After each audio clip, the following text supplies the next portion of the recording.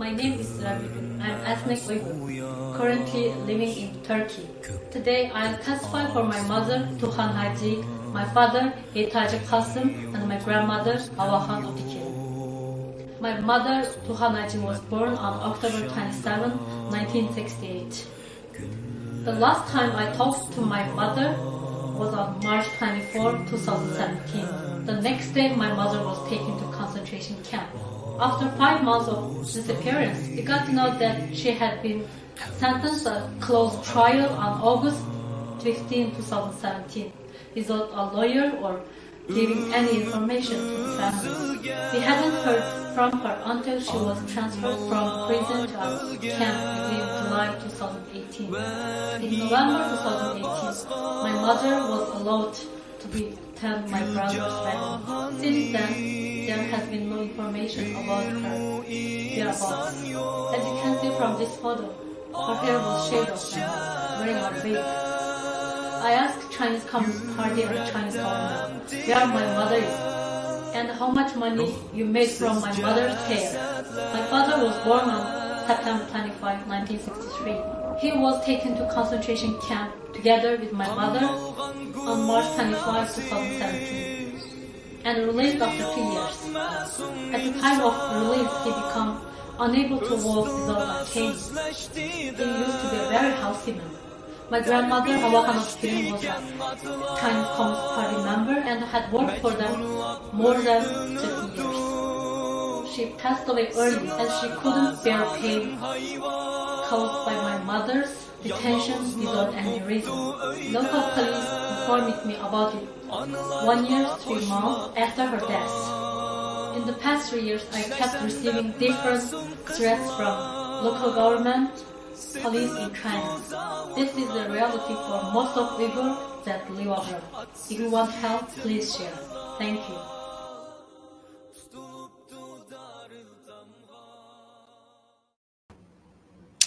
Assalamu alaikum wa rahmatullahi wa barakatuh, dear brothers and sisters, and welcome to another special episode of Talk is Turkestan. We'll be continuing our Happy Uyghur series with Sister Rabigul Haji. You have just seen her testimony video testifying about what's been happening with her family. Anyways, I don't want to take too much of your time. I just want to welcome the sister and tell us what's going on with her family specifically. I want to say assalamu alaikum, dear sister. How are you? Walaikum assalam, fine, thanks. We just saw your testimony video and I basically wanted to interview you and talk about what's been happening with your family and how true the reality of the Chinese concentration camps are. But before we get into your story, could you just give us a little bit of information about who you are? Firstly, thank you for having me on this program. My name is Rabigul. I live in Ankara, Turkey, and I'm a Ph.D. student at Hacettepe University in Ankara. And 4 years ago, I get Turkish scholarship from Turkish government, and I came to Ankara to start my Ph.D. studies. And while I'm looking for my innocent mother who has been detained in Chinese concentration camp. So you're not involved in any sort of terrorism. You went to Turkey to study. You're a PhD student. You're living there legally. Yeah. Okay, so let's talk about your family. Now, I understand you've been, as you mentioned, directly affected by China's concentration camps. Could you please share some of those details with us? Okay. On March 24, 2017, I talked with my mom, and at that time I called my family almost every day. And the next day I tried to call again, but there has no answer. And after 2 weeks, I received information about my parents and my little brother. They had been taken to concentration camps. And 5 months later, I learned that my mom had been sentenced a closed trial in August 15, 2017, and my father, my younger brother, was detained and sent to camp. And I hadn't heard from them until my mother was transferred from prison to the camp again in July 2018. 2018. At the same time, my father was released, and at that time he became unable to walk without a cane. In 2018, my father just 55 years old, and he had no previous health problem. After release, he had some other health problems also. And at that time, I talked with him once, and I asked about my mother and my little brother. He said, "Don't worry, just focus on your study." And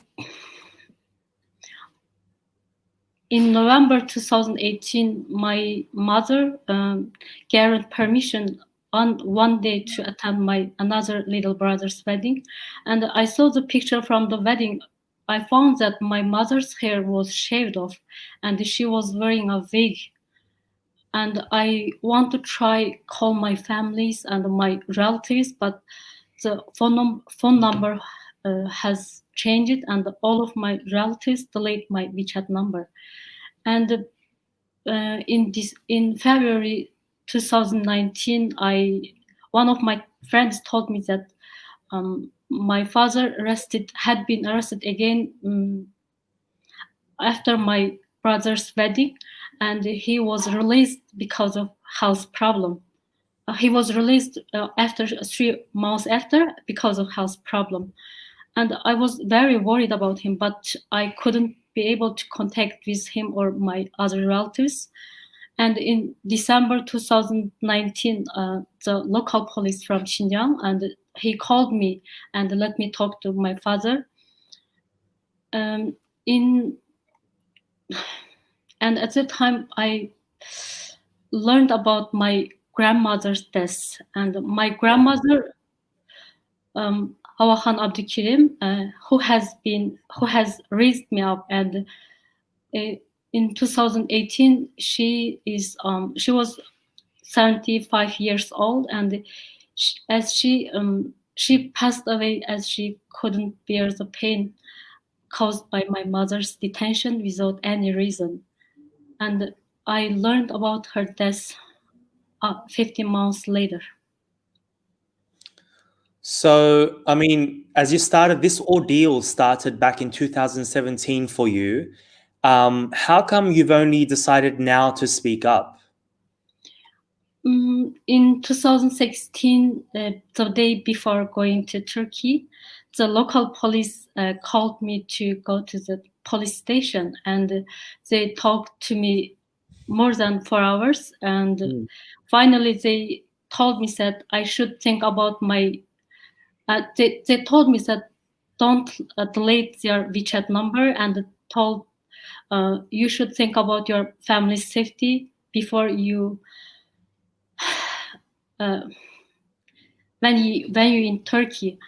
And after that, after my parents and my little brothers was detained, the local police started to threaten me in different ways, and they often harassed me and asked my private information in Turkey, and always asked my teachers or my other friends' number, and they would made me to take a picture with my teachers and my friends in the university.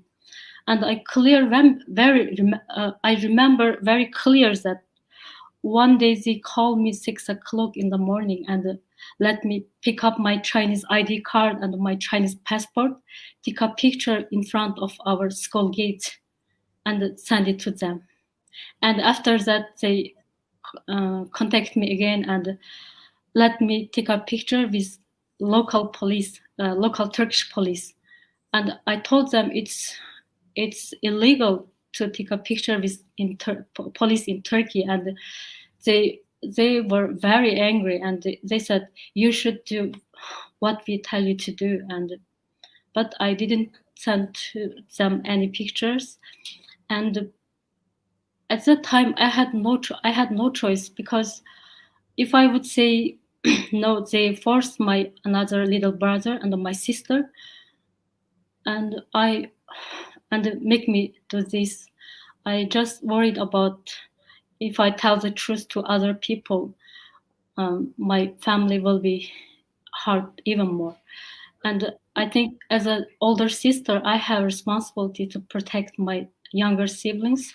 So I just kept silent, and I'm waiting for the things to get better, but nothing has changed. And I lost my grandmother forever, and the cruel regime destroyed my life in Turkey. What was the like for our audience? You and I both understand what you mean when you say to take a picture in front of your school gates with the ID. But for our audience, what does that mean for you to hold up your identification and take a picture in front of? Why did the Chinese authorities want you to do this? I think they want to control my life in Turkey, and they didn't believe I'm a student in Turkey, but I don't know, maybe except just want to try control my life in Turkey. Okay. So what have you done to try and get news from your parents? Have you gone to the Chinese embassy or Chinese consulate in Turkey? Yeah, I have. In the beginning, I just kept silent, and last year I went to the Chinese embassy in Ankara, and where I explained my family situation about my family situation, and they told me wait, and after that they let me contact with my family, my father, and during these past 3 years, I talked with my family only 3 times, and all these call phones under the supervision of Chinese police. And during every time you could speak to your family, what were they telling you? And my father always said, he always urged me to be silent and don't tell anything to other people. And he said the re-education camp helped them to provide their Chinese level. So for their language skills. Yeah. Okay. And so yeah.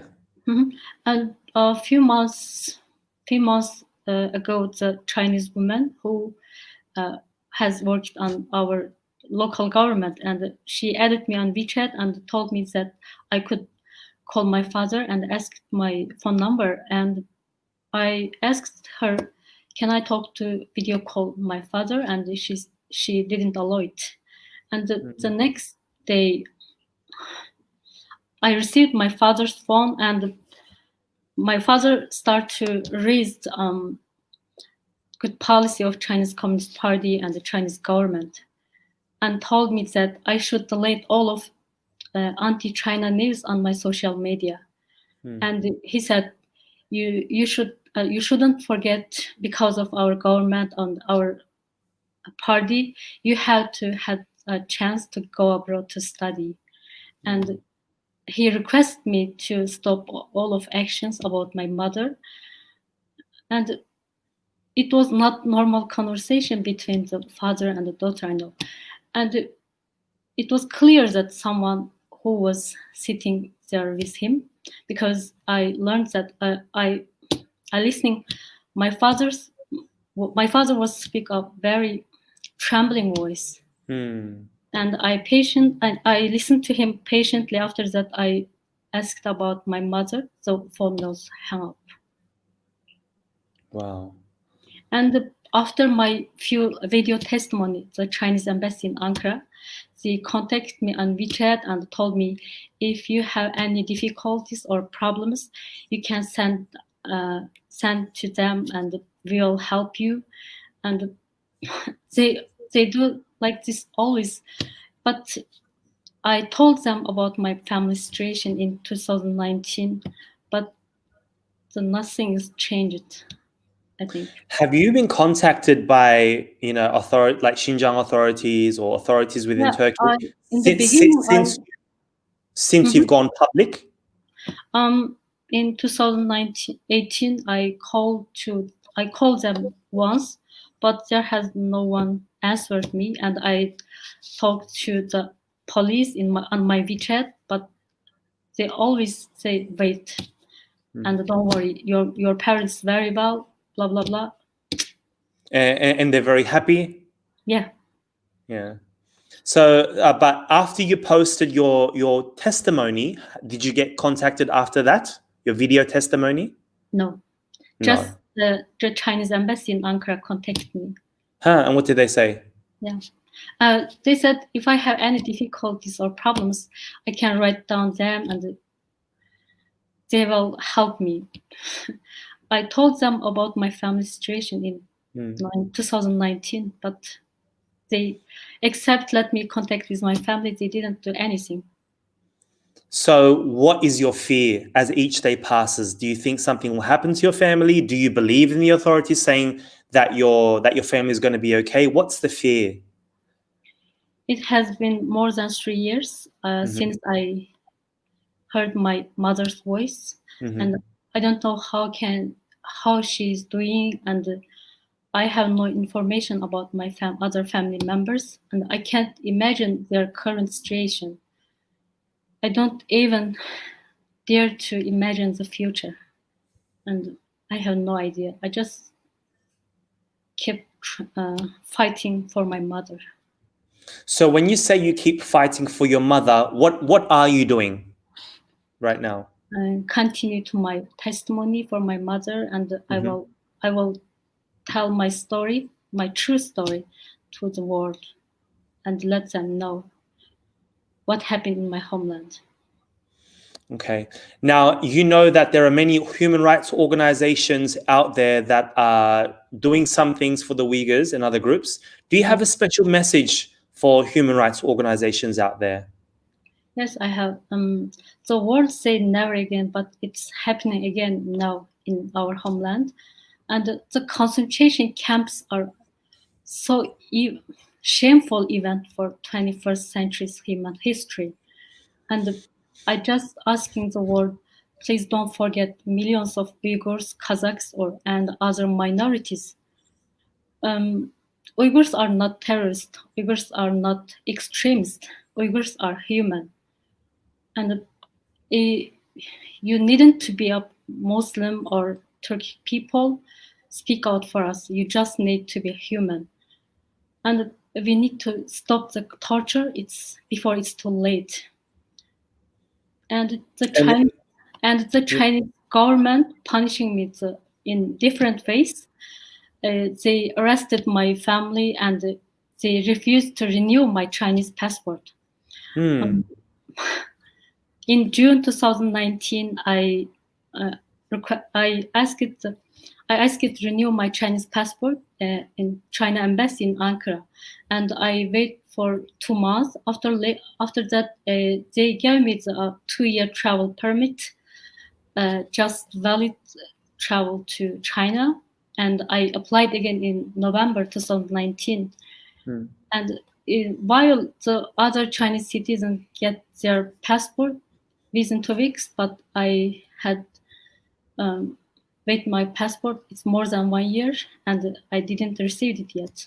So I want to ask the human rights organization. Frankly speaking, I became a stateless person, and without having a passport, how can I continue to my happy life or my studies? I don't know. Do you have a message for the captors of your family, the Xinjiang authorities or the Chinese government? Do you have a message for them? Yeah, I have. Firstly, I want to ask them. I mentioned the photo for my mother's, and if this is a re-education camps or other, why you shared of my mother's here? And there have a lot of millions of people in this concentration camp, and I want to ask them. The whole world knows that they use the hairs from women in the concentration camps or jail, and use it made of wigs and to export other countries. It's so disgusting, I think. So I want to ask them, how much money you made from my mother's here? And dear grandmother Hawahan Abdulkerim was a Chinese Communist Party member, and she worked for you more than 30 years, and during her whole life, she trusted Chinese Communist Party and the Chinese government. But finally, she was killed by the regime. So I think the Xinjiang authorities have a responsibility for her death. And I want to ask Xinjiang authorities, to stop the genocide and release my mother and the millions of innocent people in the concentration camp. Brothers and sisters, if you guys want to find out where Sister Rabigul is, you can follow her story on Twitter. That's her tag right there. Before I let you go, are there any final messages that you have for our brothers and sisters, and what we could do? Please stand up with Uyghurs and other minorities in the concentration camp. And my final question for you, what would you say to your mum right now if you had the chance, and if she could see this video, what would you say to her? What would your message be? Oh, it's so heartbreaking question. I'm really missing her voice, and I'm missing the dialogue that when I was say Appa, and he always say Jinam Balam. I'm really missing this, and I wanna tell her, please, strong mom. And I'm sorry because of my stupid decide. You stay in concentration camp, and please stay strong. You paid for us a lot of, and it's time to enjoy your life and enjoy our happiness. And I love you, mom.